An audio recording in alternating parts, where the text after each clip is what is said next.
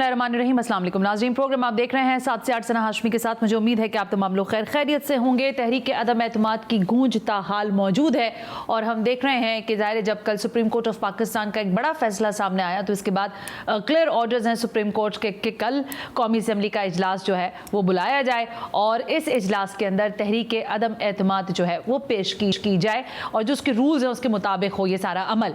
अब इस अमल से ज़ाहिर जैसे ये सुप्रीम कोर्ट का कल फैसला आया उस पर हमने भी यहाँ ट्रांसमिशंस की, मुख्तलिफ नुकात पर बात की, लेकिन अब से कुछ देर के बाद या लगभग जो टाइम दिया है हुकूमत वक्त ने 9:30 बजे का, प्राइम मिनिस्टर ऑफ पाकिस्तान एक मरतबा फिर कौम से खिताब करने जा रहे हैं। ये खिताब किस नौयत का हो सकता है इस वक्त तक जबकि सुप्रीम कोर्ट ऑफ पाकिस्तान के ऑर्डर क्लियर हैं, इसके बाद वज़ीर आज़म के पास क्या इख्तियारात रह जाते हैं, क्या ऑप्शंस रह जाते हैं जिनको वो एक्सरसाइज कर सकते हैं, और अगर वो उन तमाम ऑप्शंस को या अगर उनके पास कोई ऑप्शंस नहीं रह गए हैं तो फिर ये तमाम तर मामला आगे कैसे बढ़ेगा। खुद प्राइम मिनिस्टर इमरान खान साहब बार बार ये बात कह रहे हैं, आज भी उन्होंने इस बात को दोहराया कि मैं कहीं नहीं जा रहा, ना ही हम इस्तीफे देंगे, क्योंकि अगर हमने इस्तीफे दे दिए तो इसका मकसद ये है कि हम उस साजिश को कामयाब बना रहे हैं जो कि इंटरनेशनल कॉन्स्पिरेसी कही जा रही है प्राइम मिनिस्टर की जानिब से। तो जरा इस नुक्ते पर बात करेंगे, लेकिन इस सारी आहो बुका में जो सबसे ज्यादा धचका पहुंच रहा है वो पाकिस्तान की मईशत को पहुंच रहा है, इस पर भी बात करेंगे आज ही के प्रोग्राम में। लेकिन सबसे पहले तहरीक अदम एतमाद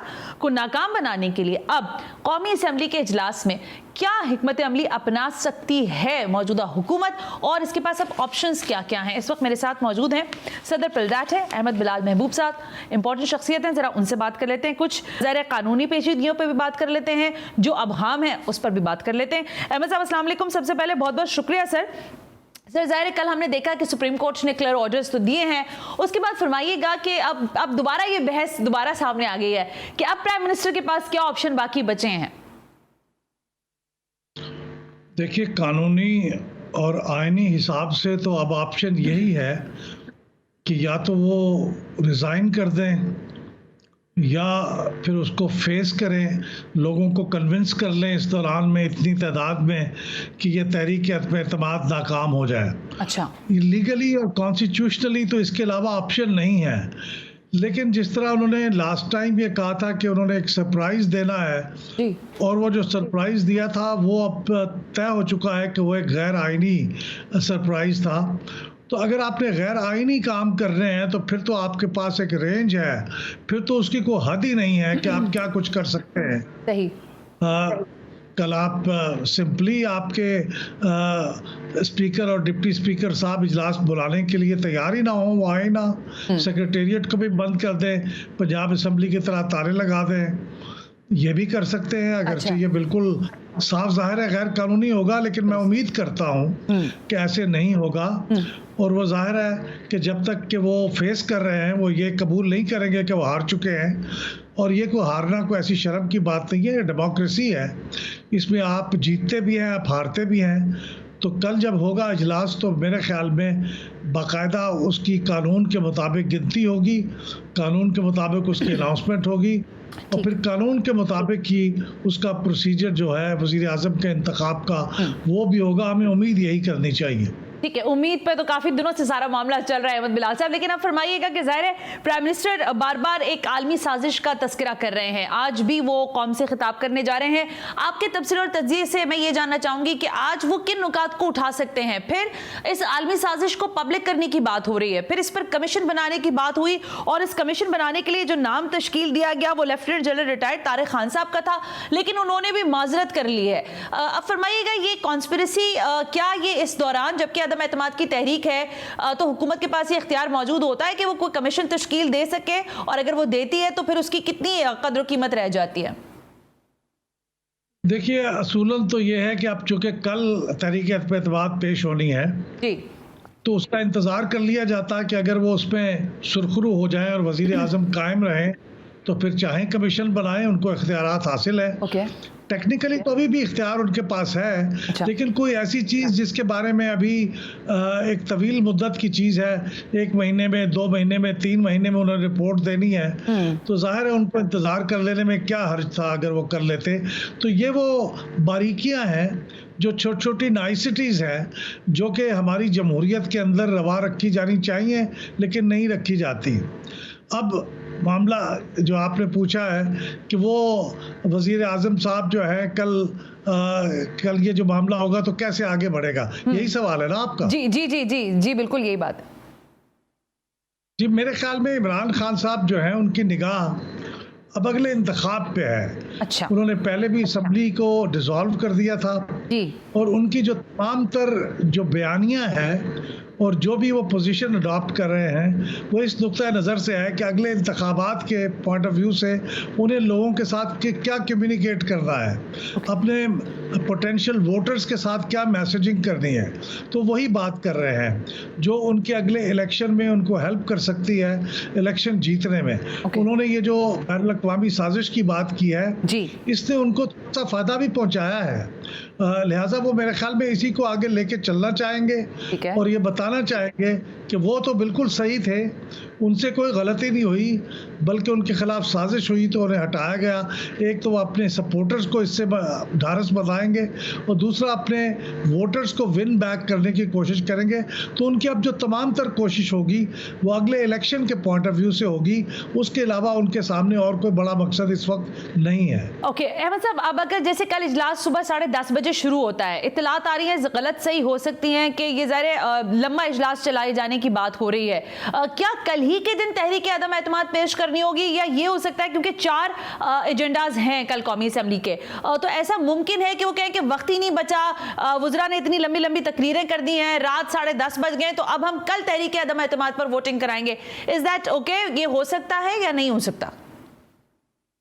देखिए, मेरे ख्याल में तो अब तकरीरों का कोई मौका नहीं है, अब तो वोटिंग होनी है और गालिबन ये बात सुप्रीम कोर्ट के जजमेंट में भी बड़ा क्लियर है जी सर, कि कल वोटिंग का दिन है। जो बहस के दिन थे वो खत्म हो चुके हैं। ओके। अब आखिरी दिन से भी अगला आखिरी दिन है जिस दिन आपको वोटिंग करानी है। ये ठीक है कि एजेंडा में उसके ऊपर 3 और रकात हैं, एक तो तिलावत कलाम पाक तो होगी ही और फिर सवालों के जवाब भी होंगे। उनके लिए अमूमन 1 घंटा मुख्तस होता है, ज़्यादा से ज़्यादा भी अगर लिया जाए। उसके बाद वो एक और कॉल अटेंशन नोटिस है, जिन लोगों को तनख्वाहें नहीं मिली, कैंटोनमेंट बोर्ड के असातिज़ा को या और मुलाजमीन को, तो उसके बारे में एक कॉल अटेंशन नोटिस है, उसके ऊपर भी आधा घंटे से ज़्यादा टाइम नहीं लगना चाहिए। उसके बाद जो बाकी वक्त है, चौथा पॉइंट, वो तो यही वोटिंग है। Yes sir. तो उसके ऊपर वोटिंग कराने के ऊपर तकरीबन 1 से 2 घंटे लग सकते हैं, क्योंकि वो तमाम मेंबर्स जो हैं बारी बारी वो दरवाजे से गुजरते हैं और उनके नाम नोट किए जाते हैं, वेरीफाई किए जाते हैं। तो एक टाइम कोर्ट ने उसका कट ऑफ टाइम भी दिया हुआ है, रात तक इसको मुकम्मल भी करना है। अच्छा। तो इसलिए मेरा नहीं ख्याल कि इसमें लंबी तकरीरों की वजह से मामले को टाला जा सकेगा। ये कल ही मुकम्मल करना होगा कोर्ट की रूलिंग के, कोर्ट के डिसीजन के मुताबिक। लेकिन ये ऐन मुमकिन है, ये रूल आउट नहीं किया जा सकता कि कोर्ट के फैसले को डिफाई करने की कोशिश की जाए। आज कुछ वज़राए कराम के जो बयानात आए हैं उनसे ये इशारे मिलते हैं कि वो कोर्ट के इस फैसले से न सिर्फ ये कि खुश नहीं है, उससे इख्तलाफ रखते हैं और वो समझते हैं कि पार्लियामान की जो सॉवरेनिटी है उसकी खिलाफ वर्जी है।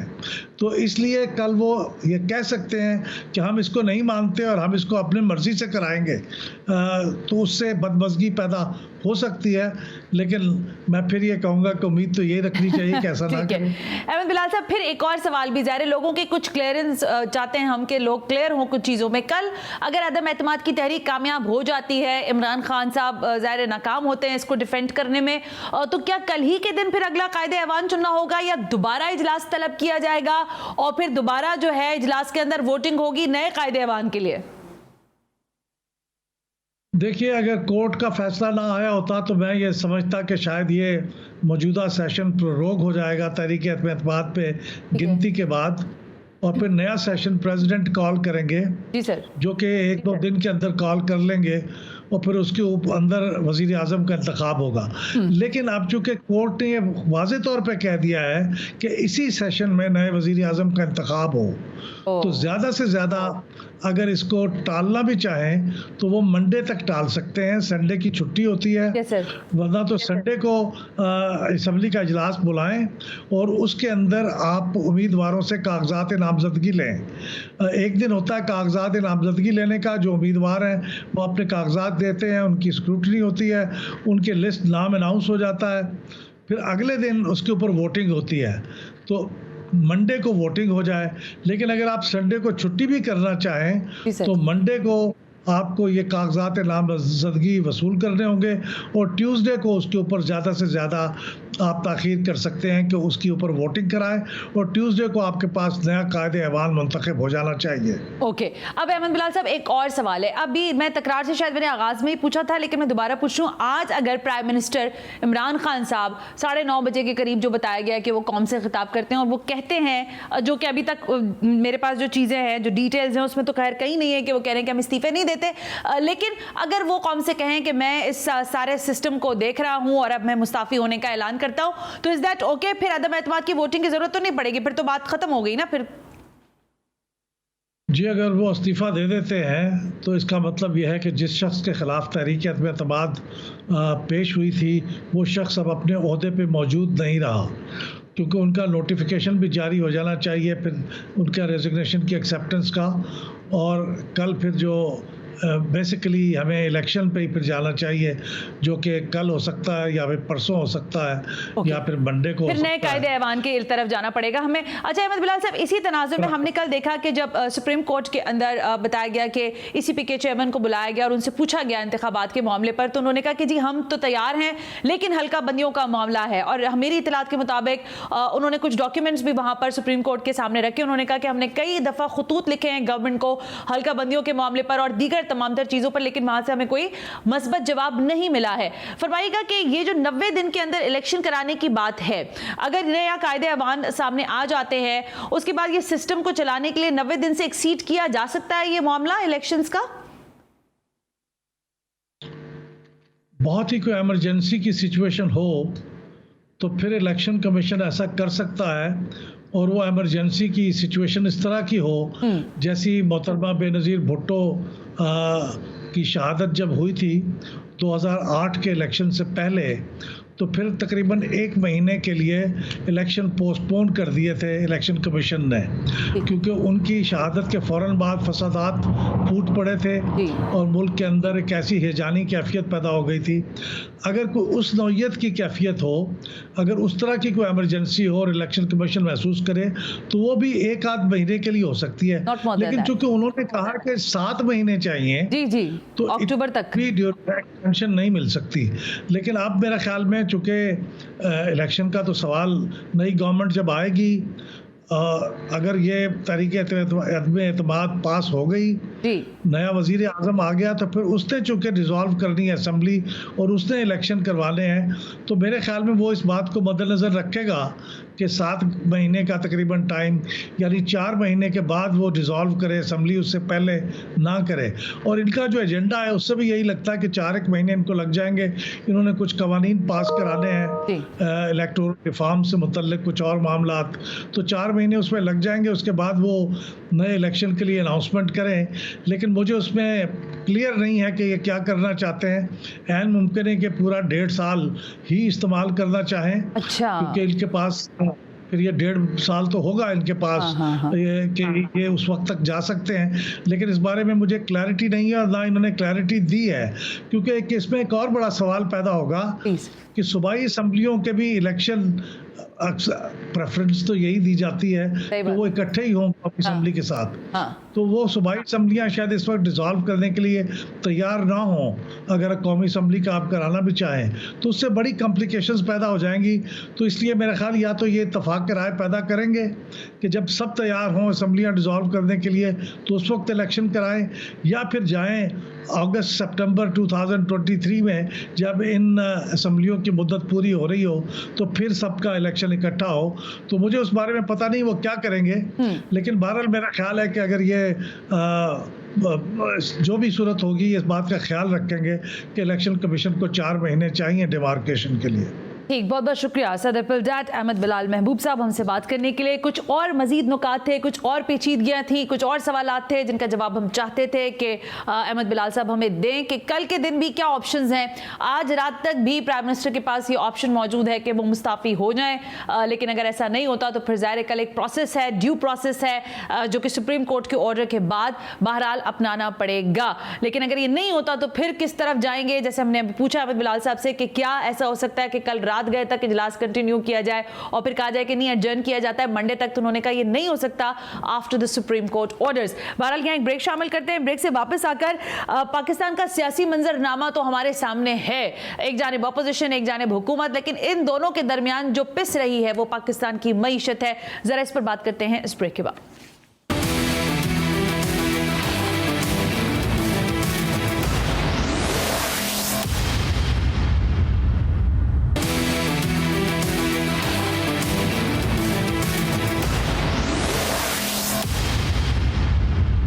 वेलकम बैक नाज़रीन, हमने आपसे कहा था कि ज़रा ब्रेक से वापस आकर पाकिस्तान की मईशत के बारे में बात कर लेते हैं। आज भी इदारे शुमारियात ने जो रिपोर्ट जारी की है उसमें 22 तकरीबन अशिया ऐसी है जिस पर बराह रास्त असरअंदाज हुई हैं कीमतें, लेकिन अगर ज़ाहिर बड़े कैनवस को देखें मईशत के तो हमें दिखाई देता है कि डॉलर जो है मुसलसल तेज़ी से बढ़ता हुआ दिखाई दे रहा है। कल तो हद ही हो गई थी, 195 तक ओपन मार्केट में हमें दिखाई दिया, लेकिन आज बहरहाल खबर ये मौसूल हुई थी कि स्टॉक मार्केट भी जो है उसने पॉजिटिव बिहेव किया और उसके साथ साथ जो डॉलर है उसमें लगभग 1.5 से 2 रुपए बताया गया कि वो रेट नीचे भी आया है। लेकिन करंट अकाउंट डेफिसिट जो है वो हमारा मुसलसल जो है वो बढ़ता जा रहा है, मालियाती खसारे का हम शिकार हैं।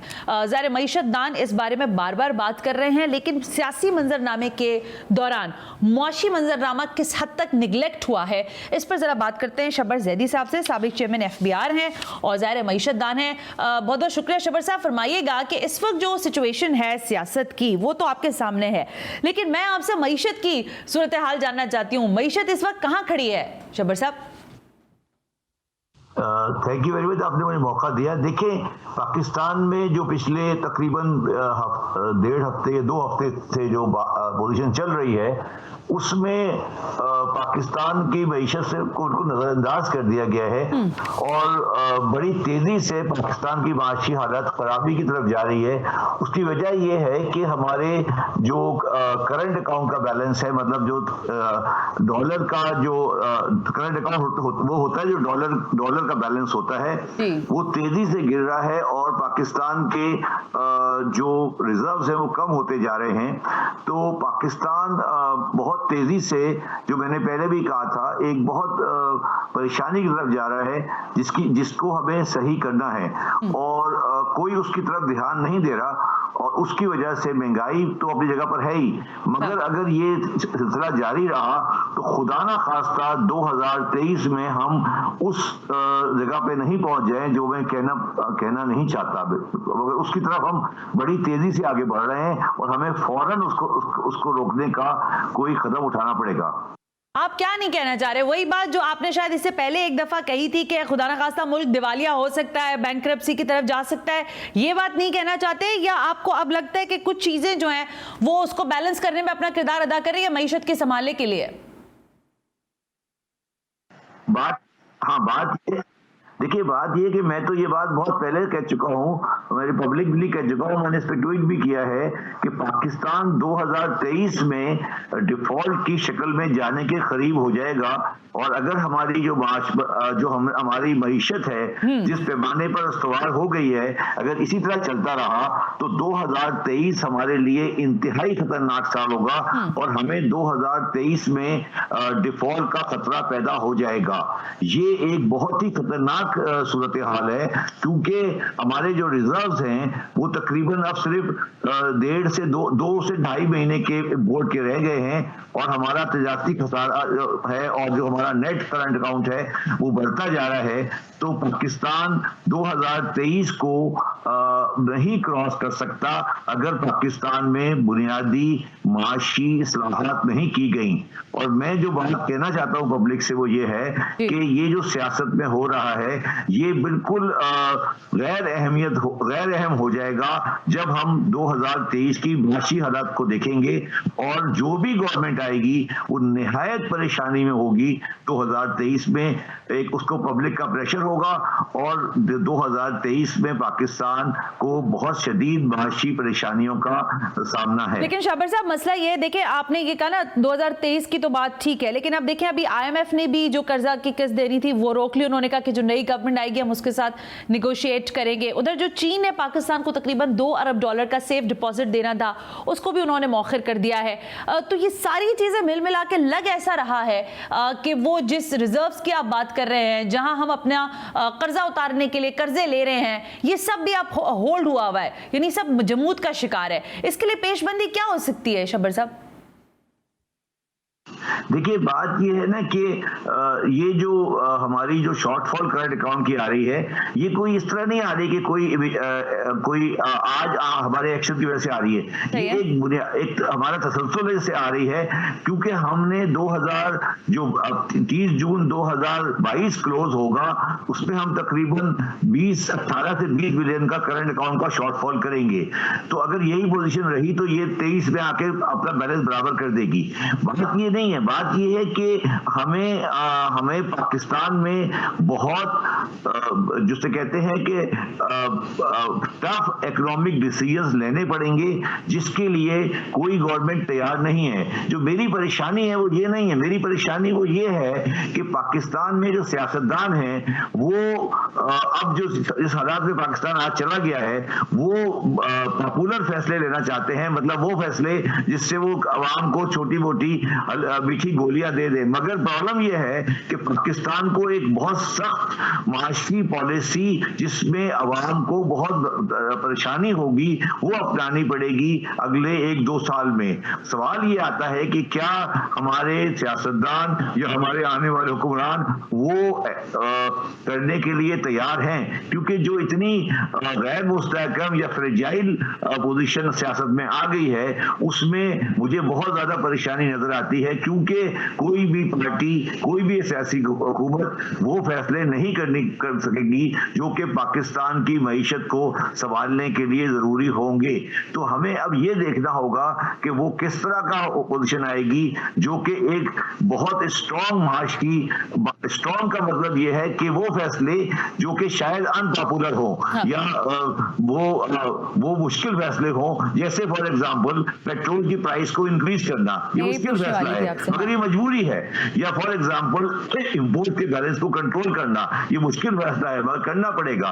तो ये सब चीजें जो करने वाला है, तो मुझे प्रॉब्लम ये नजर आ रही है कि आगे आने वाली गवर्नमेंट्स के पास ये मैंडेट नहीं होगा, क्योंकि वो स्टेबल नहीं होंगी तो वो परेशानी जाएगी। और मैं 2023 के बाद इस वजह से सियासी गैर इस्तेकाम देख रहा हूं पाकिस्तान में, और जिस तरह मैंने पहले भी कहा था इसका सिर्फ और सिर्फ एक इलाज है कि पाकिस्तान एक नेशनल गवर्नमेंट, कौमी गवर्नमेंट की तरफ चला जाए, जो हमारे सियासतदानों को शायद मैं ब्रेक ले लूं। ब्रेक से वापस आकर मेरे जहन में यही सवाल था कि तरक्की की शरह मुस्तकबिल में क्या होगी। जब आप ये बात कह रहे हैं कि आलमी दुनिया में हम देख रहे हैं कि मार्केट जो है वो प्राइस बढ़ता जा रहा है तेल का, और हमने यहाँ रोक कर रखा हुआ है, तो यानी जो भी हुकूमत आएगी उसको तेल की कीमत तो बढ़ानी पड़ेगी। आज भी हमारे पास ये इतला थी कि 27 रुपए कम से कम बढ़ने चाहिए, लेकिन अगर ये इतनी बड़ी तादाद में कीमतें बढ़ना शुरू हो गई तो ये मुल्क दिवालिया हो या ना हो, लेकिन आवाम तो जरूर दिवालिया हो जाएगी। एक ब्रेक शामिल करते हैं, ब्रेक से वापस आकर कुछ मजीद बात करते हैं।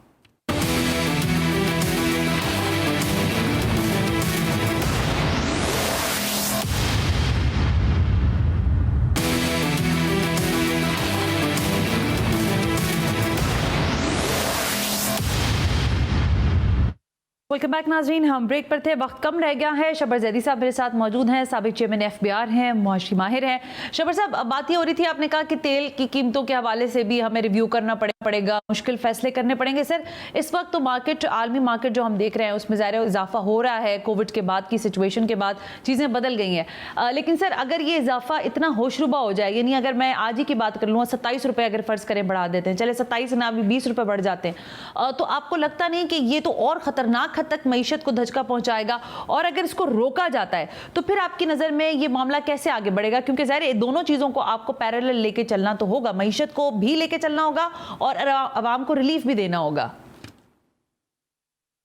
गवर्नमेंट के पास तो ये सलाहियत ही नहीं है इस वक्त, इस गवर्नमेंट के पास भी या किसी आने वाली गवर्नमेंट के पास भी, कि वो ये फैसला करे कि हम पेट्रोल पे राशनिंग करेंगे या हम पेट्रोल की कीमत बढ़ाएंगे। सवाल मैं जो बार बार आपको कहने की कोशिश कर रहा हूँ वो ये है कि क्या हमारे पास वो मुस्तहकम सियासी हुकूमत होगी जो गैर पॉपुलर फैसले करके पाकिस्तान को इस परेशानी से निकाल सके।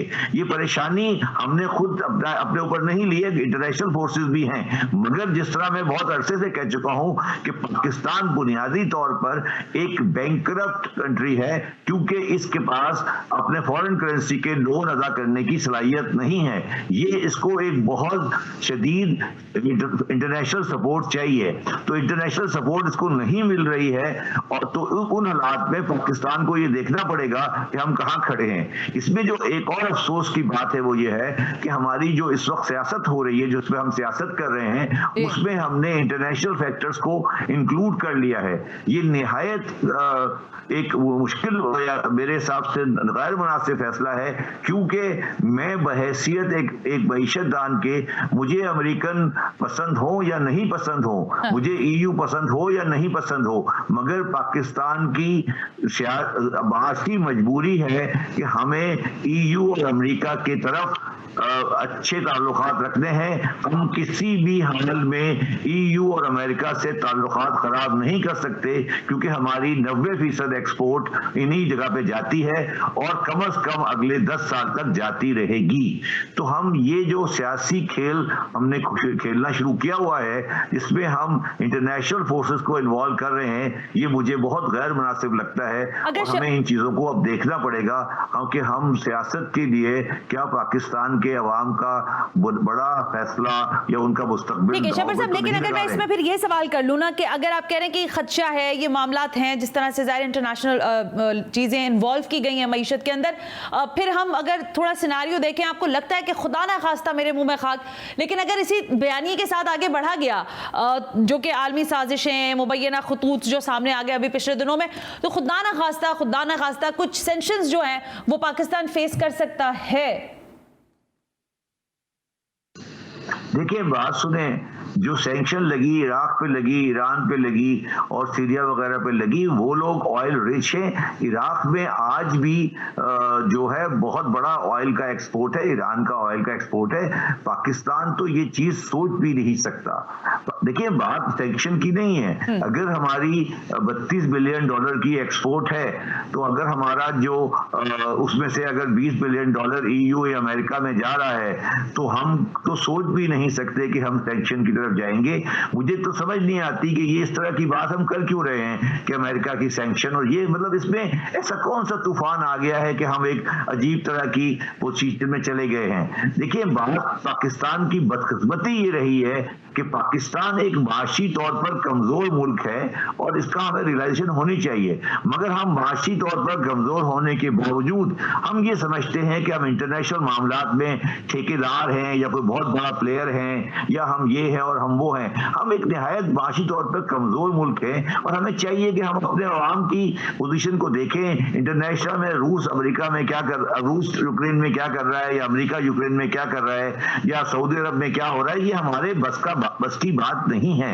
ये वो कर सकता है जिसके पास अपने वसाइल ज्यादा हों। हम एक कमजोर सा मुल्क है, तो हमें चाहिए कि पहले हम अपने हालात को देखें, उसके बाद कोई फैसले करें। ये वो चीजें नहीं है जिस पर हम इस तरह की बातें कर सकें। तो सैंक्शन का तो सोचने वाली बात भी नहीं है। इराक और ईरान नहीं है, पाकिस्तान इराक ईरान नहीं है, पाकिस्तान एक न्यूक्लियर पावर है मैडम। पाकिस्तान ये तो है सर, एटमी ताकत है।